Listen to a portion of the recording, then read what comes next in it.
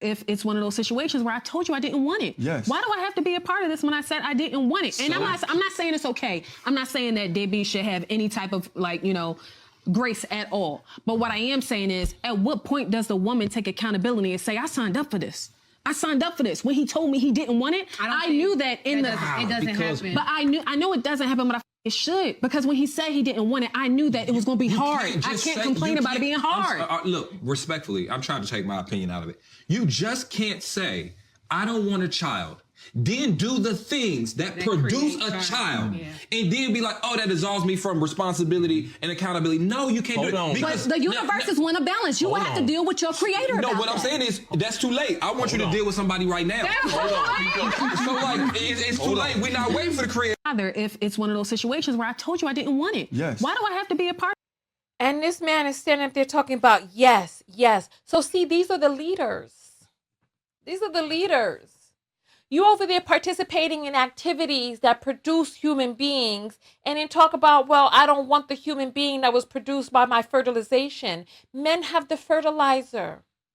What are you doing putting your thing into an area that is susceptible to create children if you don't want children?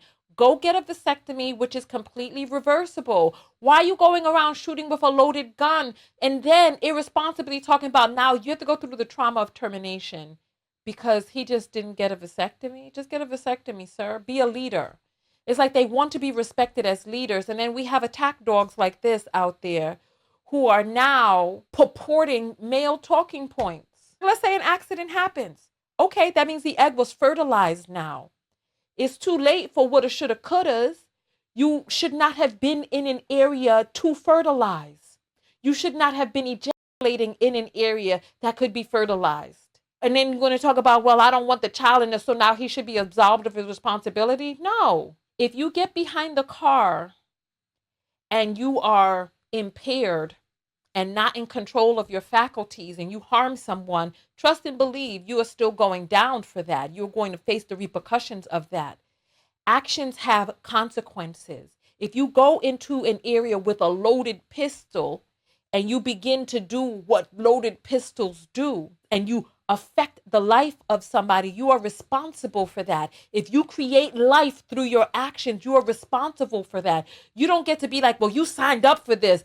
Far too many men have these talking points and little girls sit around listening to their ignorant ass uncles talk. They sit around listening to these stupid podcasts and then they come around and they say, well, that makes sense to me. And then now all of a sudden you're vying for people who are describing their actions as predators. They say, oh, we're hunters. Okay, a hunter is a predator. You're looking for prey. How much longer do we continue to make excuses for these beings? This is too much. This is too much. You're a leader, lead.